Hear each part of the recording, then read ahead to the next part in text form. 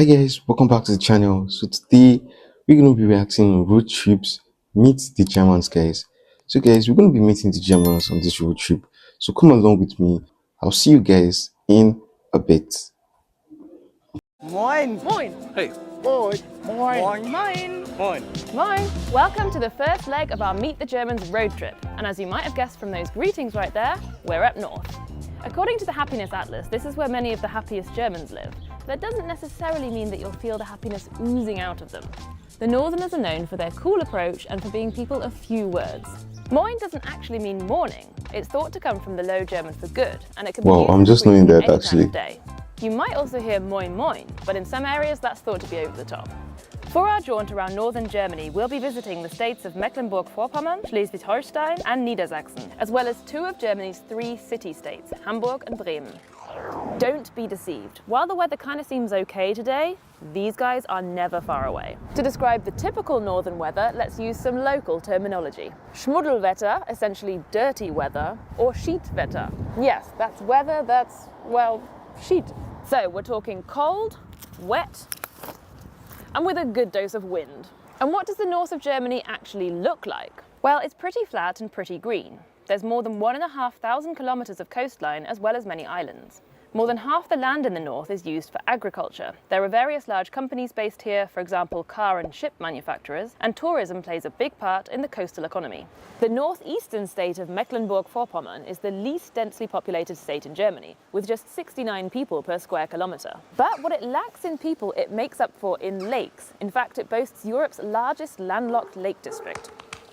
Meckpomm is the only new or former East German state in the north of Germany. You can still see a few reminders of this era, for example in its Plattenbau or prefab architecture and long stretches of FKK nudist beaches. Perhaps the most iconic symbol of German beaches is the Strandkorb or beach basket. It was invented here in Rostock in the late 1800s as a comfortable solution for wind-battered tourists on the Baltic coast. Today you can rent them along much of Germany's coastal areas and islands.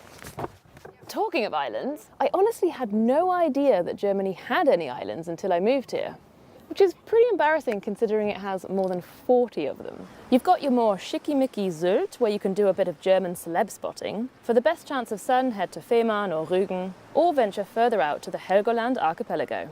Then there's the chain of East Frisian islands, many of which are car-free or car-restricted zones. I've taken the ferry over to one of the larger islands, Nothern, in order to get a feel for German island life.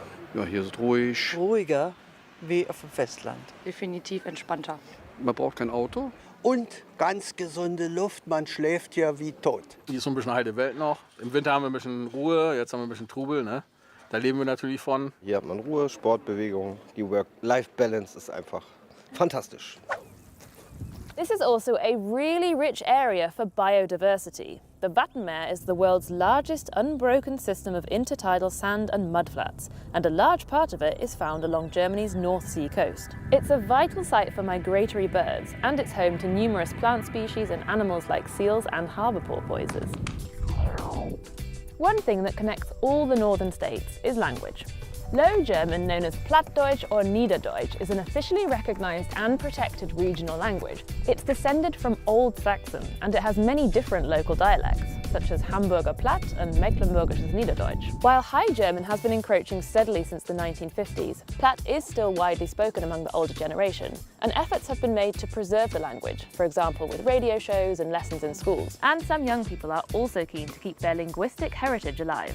Moin Leeflu. Moin Leeflu. Moin Leeflu. Ik ben Dieke en vandaag werd ik Plattdeutsch Dünnedag. Ja, ik ben Dieke, ik ben 22 Jahre alt, ik kom uit Auwok oder uit Südbrockmerland in der Nähe von Auwok und mittlerweile lebe ich hier auf der Insel Nothern. Ich glaube, das Plattdeutsche ist einfach wirklich super natürlich und es wird einfach frei Schnauze geredet und selbst die bösesten Schimpfwörter klingen irgendwie lustig und man nimmt es nicht übel. Es ist halt in der Vergangenheit eben häufig so gewesen, dass ältere Personen ihren Kindern oder ihren Enkeln das nicht mehr beigebracht haben, weil es dann immer hieß, die können dann niemals wirklich Hochdeutsch sprechen oder es gab da immer so ein paar Vorurteile in der Vergangenheit und das kann ich halt total widerlegen. Mir hat das sogar eher noch viel gebracht, weil das auch ähnlich zum Englischen zum Teil ist und dadurch ist mir zum Beispiel das Englischlernen eigentlich relativ leicht gefallen dann in der Schule. Ja, also es ist eben ein Teil von Ostfriesland und auch ein Teil von Norddeutschland. Das ist eben was bewahrt werden muss. Back in the day, Low German was also the Seemannssprache, nautical language, and Hansasprache, Hanseatic or trade language. And that's our cue for a little walk down memory lane.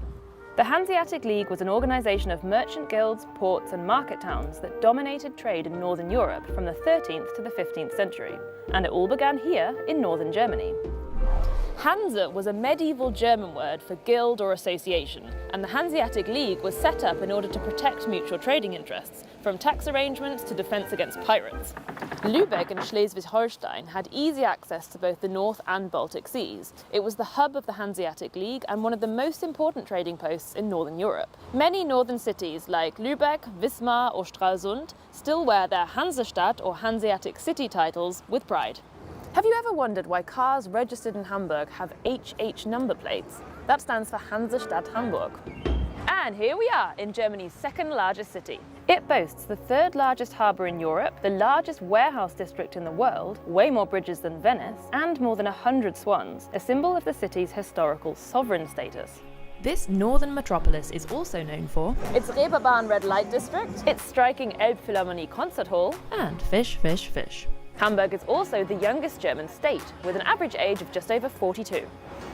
Incidentally, red brick architecture, particularly Backstein Gothic or brick Gothic, is typical of northern Germany, which lacks sufficient natural supplies of building stone. Anyway, back to the fish. Unsurprisingly, seafood is a staple of northern cuisine. An absolute classic is Matjes, soused herring. Other traditional dishes up north include Kohl und Pinkel, that's kale and smoked sausage, and various hearty soups and stews. Labskaus was originally whipped up from long-lasting ingredients for sailors on long trips at sea. It's kind of a mush of corned beef and potato. If you're lucky, you might get some pickled herring and a fried egg on top.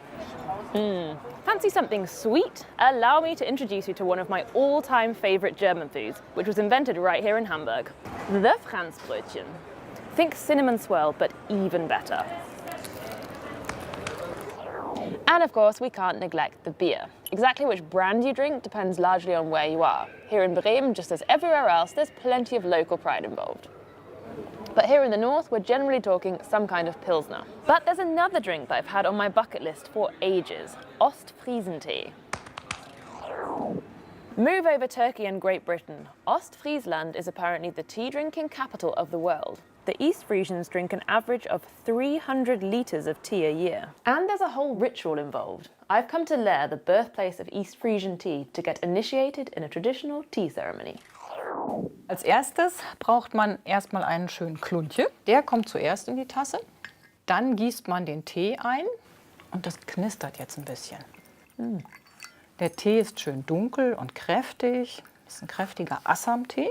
Dann braucht man Sahne und das machen wir immer entgegen dem Uhrzeigersinn, weil wir beim Teetrinken die Zeit anhalten möchten. Und das Ganze nennt sich dann das Wulkje, weil das aussieht wie eine kleine Wolke. Umrühren darf ich nicht, oder? Nein, es wird einfach so in Schichten getrunken. Also man trinkt gleich erstmal so diese sahnige Schicht und dann trinkt man langsam eben sich durch bis zum letzten süßen Schluck.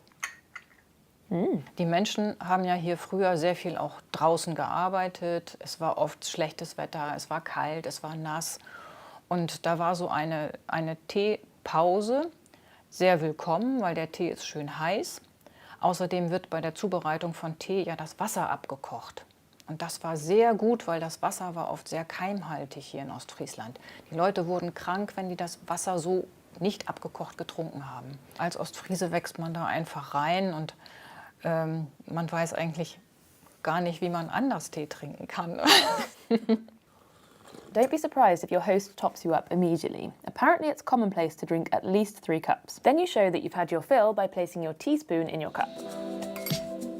Please leave your top tips for Northern Germany in the comments, and I'll see you soon as the Meet the Germans road trip continues.